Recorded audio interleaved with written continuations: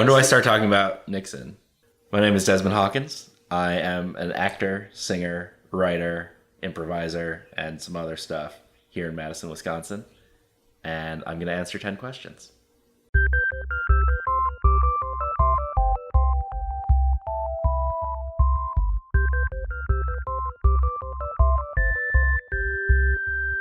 When I was in high school, should I say this? I think it was like a short play or something. We went to like a statewide competition for acting or something like that. And we stayed overnight in a hotel nearby. And it was like these rooms with two beds and like 4 people to a room. And then someone who was in the play with me, who was a lady, was like, hey, can I hang out in your guys' room tonight? And we were like, yeah, sure, that's cool.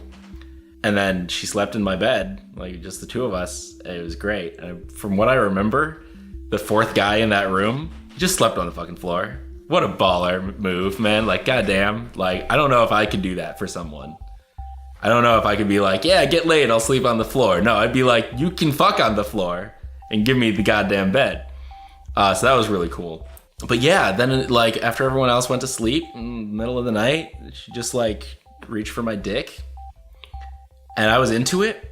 But earlier that day, when we had been like riding on the bus to get wherever this place was, I had stopped at, we'd stopped at a gas station. And for some reason, I thought it was a good idea to eat hot food from a gas station. So, of course, by this time, like 8 hours later that night, I had the worst fucking stomach ache. It was so bad. And I was like, this is the best thing that's ever happened to me. I was in high school. It was like the first time anyone had like touched me. It was great. But I just could not get into it. And she wanted to do a bunch of stuff. And I was unable to. I think I had to say like, sorry, like I really want to, but I can't, or something like that. Which is funny because that's what I've heard ever since that day from other people. And then I went and like just shat myself in the bathroom for the rest of the night. So my biggest regret is since then I've never eaten hot food from a gas station. Not once. God damn it. Just beef jerky, you know, in a sealed package. Because there's beef jerky that's just loose. What's that? I don't want beef jerky with AIDS on it.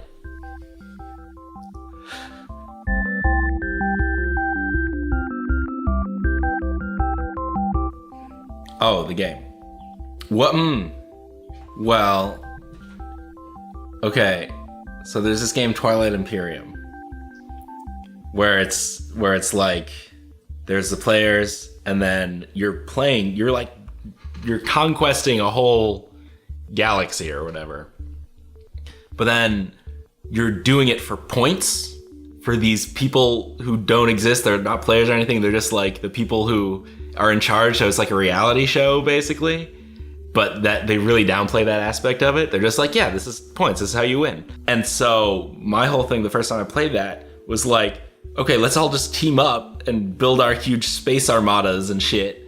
And then go kill those people who are in charge. So is that the player or the game? You know, in real life, is the game capitalism? Or is it the players who are the billionaires? Either way, I hate both of those things.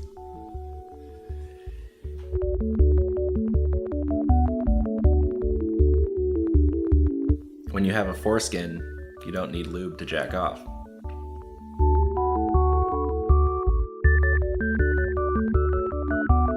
Oh shit. It's an old school question. I think I heard Yanni if I'm remembering correctly. But that fucking dress, that was white and gold. The dress was white and gold. Blue and black or whatever. Fuck no. Gotta adjust the way you see things based on ambient light level.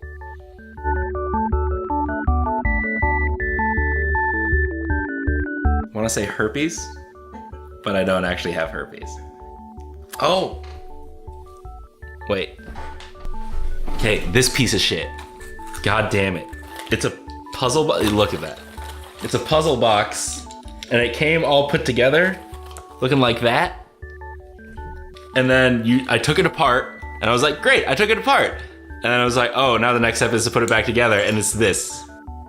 It's some bullshit. If I had been paying attention when I took it apart, instead of just being like, oh, I wonder how this comes apart, then I would have been able to probably put it back together. But I can't. I just can't. And this is the sort of shit that nobody would ever buy for themselves. This is a gift. And it's just garbage. It's just wooden garbage. And it lives in its box because I can't put it back together. I'm glad I had this right here.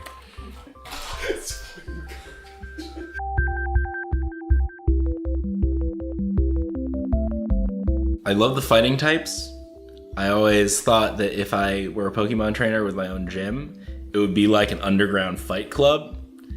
And how cool would that be? But it would never be in the same place. So like little, teenage Pokemon players coming in with their Pikachus and shit to town would be like, I heard there's a fighting gym here. I'm gonna go get a badge. And then they'd go to the last place it was and it'd be like, yeah, this is just a Chinese restaurant, dude. So they'd never know where it was. But if I had one in real life, that's a different story. Because like, would I want something like a Charizard that I could fly around on? Because how cool would that be?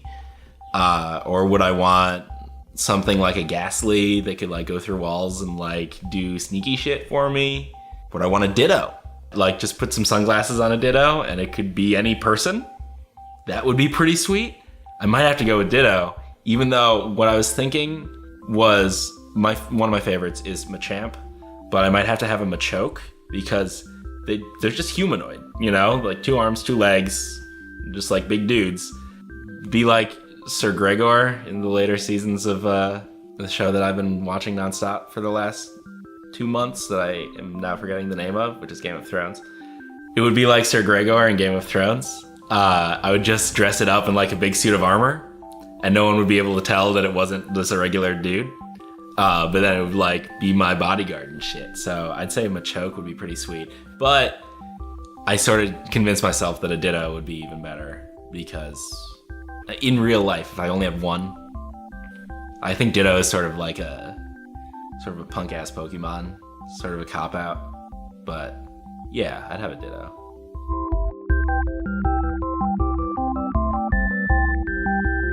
Probably the guy who, it's not Goofy.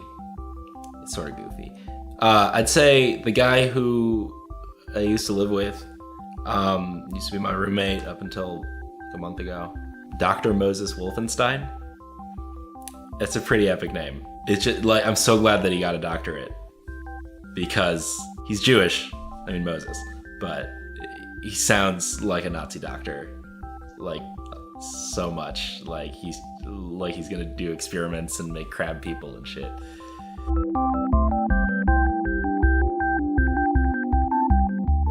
Oh shit. Okay.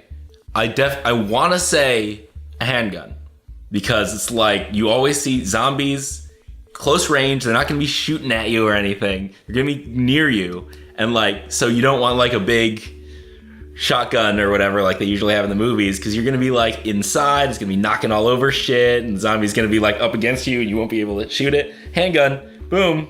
Just so easy to move around. It's great. Specifically, man, like some sort of 9mm, that's a common caliber, with like a really long clip, because that's always what you see in zombies. It's like 100 zombies against one dude or whatever. You just gotta be boom, boom, boom. Just gotta be shooting them like forever, and I wouldn't want to be constantly reloading. What would I call it? See, it would be more cool if I'd said something like a chainsaw with razor blades on it, because that you need a cooler name. With a silencer on it. Yeah, with a silencer, so then the zombies can't hear you. Yeah, hell yeah. So yeah, a little 9mm with a silencer. I would call it the Silent Sting. And it's a little bit coming from Frodo's sword, Sting. And not the police guy. Yeah, that's a pretty cool name for a gun.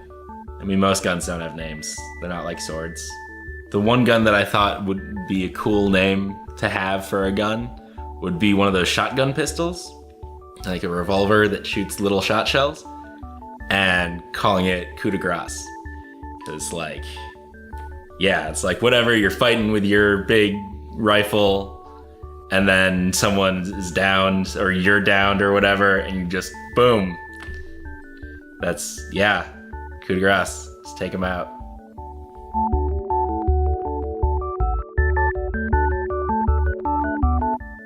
Wow, I'm such a stereotypical toxic man, because the two that can't come to mind are lust and anger. Yeah, both in customer service, because it's the jobs I've always worked, customer service, food service, that sort of thing. And either someone comes in and they're annoying as shit, or someone comes in and they're hot as shit, or usually both. Yeah, I'm not sure if one supersedes the other and how often it happens. I suppose on the time of year might help, like seasonal affective disorder and booty shorts sort of tip the scales.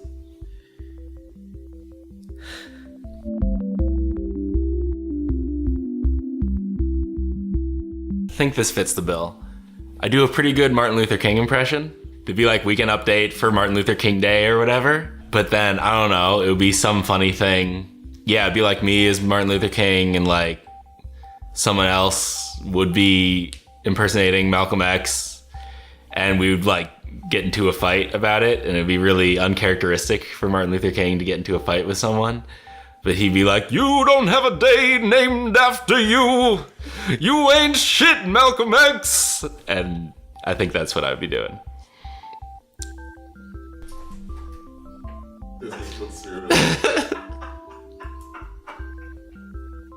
Oh no! Was not expecting that. It's great. This is so much fun. Did it! All right. That was fantastic. Ooh, you've been holding that coffin. No. That's fun. How do you feel? It felt great. Yeah. That was super fun. Excellent. You were not lying about that MLK Jr. impression. He was not lying. I was like, Dr. King?